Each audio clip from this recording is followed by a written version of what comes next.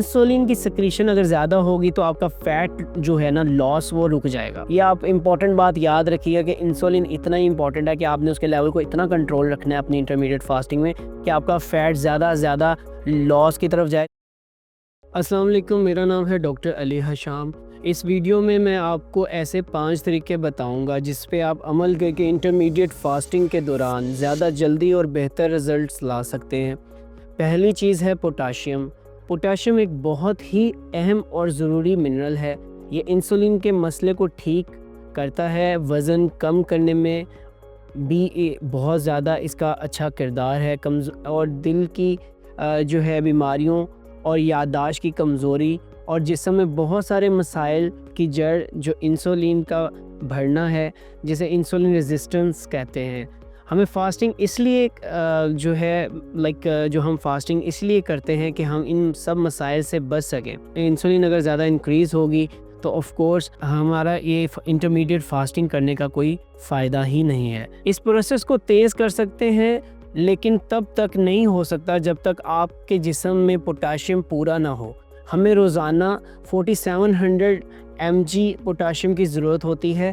ये एक बड़ी मिकदार है जो आपको खाने से लेनी होती है। अगर आप अपनी डाइट से ये पोटाशियम नहीं लेते तो बॉडी की पोटाशियम की ज़रूरत को पूरा करना मुश्किल हो जाता है। इसके और बहुत से फ़ायदे हैं, लेकिन अगर इंटरमीडिएट फास्टिंग से आप क्विक रिजल्ट्स लेना चाह रहे हैं तो ये बहुत ज़रूरी हो जाता है कि इस पे आप अमल करें। सेकंड जो पॉइंट है वो है ओवर ईटिंग। ज़्यादा खाना खा लेना, ओवर ईटिंग जो है वो आप इसलिए कर जाते हैं क्योंकि आप कहते हैं कि यार थोड़ा सा ही वक्त है, इसमें मैं जितना ज़्यादा खा लूँ बस वही है, उसके बाद शायद मुझे टाइम ना मिले। तो यही आपकी सबसे पहली और बड़ी गलती होती है कि आप क्या करते हैं, बहुत ज़्यादा खाना खा लेते हैं जिससे आपको बहुत ज़्यादा मैदे के मसाइल का सामना करना पड़ता है। तो कोशिश करें कि आप जब भी इंटरमीडिएट फास्टिंग करते हैं तो वो कोशिश करें कि 2 दफ़ा से अगर आप स्टार्ट नहीं करना चाहते तो दिन में कम से कम 3 दफ़ा खाना खाना शुरू करें। कि आप जो आपकी जो विंडो है, जो आप अपनी विंडो बनाएं, ईटिंग विंडो, उसमें आप कम से कम 3 टाइम्स मतलब खाना खा सकते हैं, ताकि आपको ये हो कि आपने एकदम से नहीं खाना। इसमें एक और बहुत ही आसान वे आपको थोड़ा सा बता देता हूँ कि अगर आपको लगता है कि मैं खाना मुझे बहुत ज़्यादा खाना है, तो आप कोशिश करें कि जो आपका अगर आपने मिसाल के तौर पे 12 बजे खाना खाया है तो उसके दरमियान जब दूसरा खाना आपने 4 बजे खाना है, या 4 घंटे की विंडो आप बनाते हैं कि मैं इस 4 घंटे की विंडो में खाना खा सकता हूँ, तो वो जो दरमियान वाला टाइम है आप कोशिश करें आप उसमें सैलेड खा सकते हैं, जिसमें सैलेड में ज़्यादा ये होता है कि कैलोरीज़ नहीं होती हैं, ठीक है। आपकी इंसुलिन को वो ज़्यादा बढ़ाता नहीं है। और आप सैलेड में नट्स ऐड कर सकते हैं जो कि आपकी जो है पोटाशियम लेवल को भी वो बेहतर करते हैं। और उन नट्स से ये है कि आपका जो थोड़ा सा कैलोरीज़ भी आपको अच्छी मिल जाती हैं। तो आपने कोशिश करना है कि आपने जो है ईटिंग विंडो के दरमियान में ही खाएं। आप जो आपकी जो फास्टिंग का टाइम है उसके दौरान आप ऐसी चीज़ें मत खाएं, और खाना मतलब एक ओवर ईटिंग जो है आप इतनी मत करें, मतलब उस विंडो में जिस विंडो में आपको टाइम है खाना खाने का, कि ताकि आपको आगे आने वाले टाइम में स्टमक के इश्यूज़ का सामना ना करना पड़े। अच्छा, इसमें इम्पॉर्टेंट बात यह है कि जैसे कि आपको एक और चीज़ बता देता हूँ, कीटोसिस। अब कीटोसिस एक ऐसी स्टेज है हमारी बॉडी की जिसमें बॉडी कीटोन्स मतलब ग्लूकोज से हट के कीटोन्स को फ्यूल की तरह यूज़ करती है, और इससे हमारी बॉडी की परफॉर्मेंस बहुत अच्छी होती है। इसमें इंसान बहुत रोज़मर्रा के काम अच्छे से कर लेता है, अपनी एक्सरसाइज टाइम पे करता है, अपने रूटीन में जो भी वो काम है वो एज़ कम्पेयर टू जो आपका ग्लूकोज है, एज़ कम्पेयर टू जो कीटोन है वो ज़्यादा ही आपकी बॉडी को अच्छा जो है आपकी एनर्जी लेवल को बेहतर रखता है, जिससे आपकी बॉडी अच्छा परफॉर्म कर पाती है। थर्ड पॉइंट जो है हमारा वो है डू इट ग्रेजुअल। आप जल्दबाजी ना करें, मतलब स्टेप बाय स्टेप अपना जो है ये स्टार्ट करें। तो जल्दबाजी ना करने का ये कह रहा हूँ कि अगर आपकी शुगर लेवल, फॉर एग्ज़ाम्पल अगर आपकी शुगर लेवल लो रहती है, अगर आपका शुगर लेवल आपको डायबिटीज़ है, आपको शुगर लेवल आपकी कम हो जाती है, तो आप कोशिश करें कि अपना जो स्टार्टिंग है वो एकदम से ना इंटरमीडिएट फास्टिंग स्टार्ट करें, स्टेप बाय स्टेप करें। मैं ऐसे आपको समझा देता हूँ कि जैसे कि अगर फॉर एग्ज़ाम्पल आपने अगर एक डाइट मतलब स्टार्ट अगर करना है इंटरमीडिएट फास्टिंग, तो आप स्नैक्स और ये थोड़ा वो शुगर का लेवल कम कर दें, बाकी आप जो आप नॉर्मल खाना है वो आप खाना स्टार्ट करें। उसमें आप अपनी जो है विंडो है वो थोड़ी सी पहले बढ़ा दें। पहले आप तकरीबन 10-12 घंटे से स्टार्ट करें, ठीक है। 10-12 घंटे आप खाना खाएँ, उसमें फिर 1-1 घंटा आप कम करते जाएँ। With the passage of time आपकी बॉडी जो है प्रिपेयर हो जाए और आपका शुगर लेवल मेंटेन रहना शुरू हो जाए।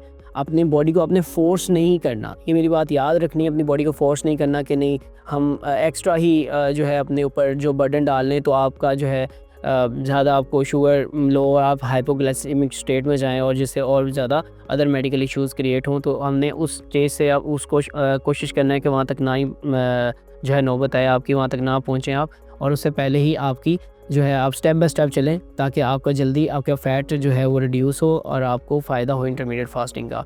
और फोर्थ जो है हमारा स्टेप है वो है एक्स्ट्रा जो मोस्ट इम्पॉर्टेंट है, एक्स्ट्रा स्लीप। लाइक अब ये होता है कि हमको आपने नॉर्मली आजकल जैसे कि इंटरनेट का दौर है तो हम मोबाइल्स बहुत ज़्यादा यूज़ करते हैं, रात को मोबाइल इस्तेमाल करते हैं, प्रॉपर स्लीप नहीं लेते हैं। अगर आप नींद पूरी नहीं लेंगे तो इससे क्या होता है कि एक स्ट्रेस हार्मोन होता है कॉर्टिसोल, 50% उसकी जो अमाउंट आपकी जो है वो इंक्रीज़ हो जाता है स्ट्रेस हार्मोन आपके ब्लड में, जिसका नुकसान ये होता है कि वो इंसुलिन को जो है ना इंक्रीज़ कर देता है, इंसुलिन की सिक्रीशन बढ़ा देता है। इंसुलिन की सिक्रीशन अगर ज़्यादा होगी तो आपका फ़ैट जो है ना लॉस वो रुक जाएगा। ये आप इम्पॉर्टेंट बात याद रखिएगा कि इंसुलिन इतना ही इंपॉर्टेंट है कि आपने उसके लेवल को इतना कंट्रोल रखना है अपनी इंटरमीडिएट फास्टिंग में कि आपका फ़ैट ज़्यादा लॉस की तरफ जाए, ना कि ये हो जाए कि फ़ैट ही आपका लॉस मतलब फ़ैट आपका लाइक कम होना ही ख़त्म हो जाए। तो ऐसा नहीं करना, आपने अपनी प्रॉपर स्लीप लेनी है। कोशिश करें 7 से 8 घंटे जो है ना 7 to 8 आवर्स आपने सोना है। अगर 7 to 8 आवर्स नहीं सो सकते 6 आवर्स आप सो लें। दोपहर में अगर 1-2 घंटा आप नैप ले सकते हैं वो लाजमी लें, उससे आपकी नींद जो है वो पूरी रहेगी और आपकी एनर्जी भी जो है वो कंज्यूम रहेगी। आप अच्छा अपना जो है परफॉर्म कर सकते हैं, आप कोई भी काम अगर कर रहे हैं उसमें अच्छा आप वर्क कर सकते हैं। अच्छा कोशिश करें कि अपने स्ट्रेस लेवल को कंट्रोल रखें। स्ट्रेस लेवल जो है वो बर्डन कोई किसी भी काम का वो आपने अपने सर पे सवार नहीं करना, कोशिश करनी है कि स्ट्रेस ना लें जिसकी वजह से हमारा इंसुलिन जो है ना वो सिक्रीट ज़्यादा ना हो। इंसुलिन वही आपको बात है ज़्यादा सिक्रीट होगा तो आपकी जो है फ़ैट लॉस होना ख़त्म हो जाएगा और आपकी मतलब सारी जो मेहनत है वो सारी रायगा जाएगी। लास्ट जो है हमारा इस पे स्टेप है वो है हाई इंटेंसिटी इंटरवल ट्रेनिंग। ये बहुत इम्पॉर्टेंट है। हाई इंटेंसिटी इंटरवल ट्रेनिंग क्या होती है ये मैं आपको बताता हूँ कि इसमें आपका जो मेन इम्पॉर्टेंट ये एक्चुअली इसका फ़ायदा क्या है थोड़ा सा आपको ये बता दूँ। ये आपकी जो रोज़मर्रा रूटीन में अगर आप ये शामिल कर लेते हैं तो इसमें आपका जो ग्रोथ हार्मोन है वो इंक्रीज़ हो जाता है, आपकी बॉडी में ना ग्रोथ हार्मोन इंक्रीज़ हो जाता है। इसका जो इम्पॉर्टेंट है ये एंटी एजिंग और फैट बर्निंग जीन्स को भी ट्रिगर करता है और ये वीक में 3 से 4 दफ़ा तो आपको लाजमी करनी चाहिए। 3 से 4 दफ़ा आप लाजमी करें।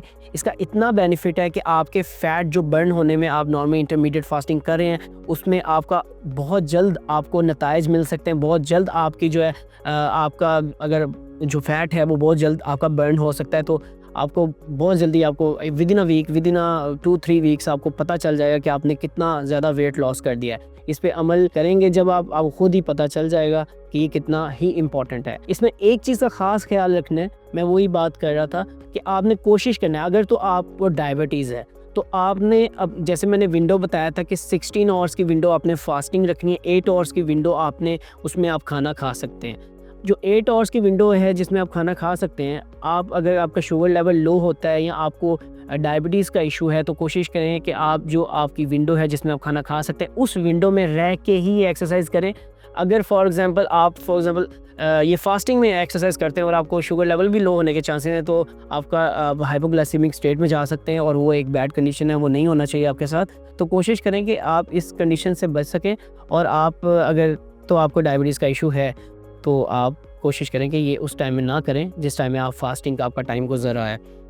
ये 5 स्टेप्स है जो कि आपको फ़ैट बर्निंग के मैंने सोचा कि आपके साथ शेयर करूं जो आपको हेल्प करेंगे इंशाल्लाह फ़ैट बर्न करने में। इंशाल्लाह आपको नेक्स्ट वीडियो में आपने ही बताना है कि आप अगर इस पे अमल करते हैं आपको फ़ायदा हुआ तो हमारे कमेंट्स में बताइएगा और नेक्स्ट वीडियो में मैं और भी आपको बताऊँगा कि और क्या क्या डाइट में चीज़ें ऐड कर सकते हैं जिससे आपको बेनिफिट हो सकता है। इंशाल्लाह अगर आपको ये मेरी वीडियो पसंद आई है तो मेरी वीडियो को लाइक कीजिएगा, चैनल को सब्सक्राइब कर लीजिएगा और वीडियो को शेयर मत किया करें। शेयर करेंगे अपने फ्रेंड्स और फैमिली तक पहुंचाएं ताकि उनको भी पता चले कि कैसे आपने फ़ैट को बर्न करना है और कैसे आप इस चीज़ से निकल सकते हैं। अगर आप बहुत ज़्यादा हेल्दी हैं और लोग आपको इर्द गिर्द आपके दोस्त आपको बुली करते हैं कि आप बहुत मोटे हो, तो आपने कैसे पतले होना है, तो आपने ये एक बहुत अच्छा वे है, इसको आप इस पे आप अमल करें, इंशाल्लाह आपको फ़ायदा होगा। अगर आपका कोई भी सवाल है तो हमारे कमेंट सेक्शन में आप ज़रूर कीजिएगा, हम उसका जवाब देंगे। और इसी के साथ हमें इजाज़त दीजिए। अल्लाह हाफ़िज़।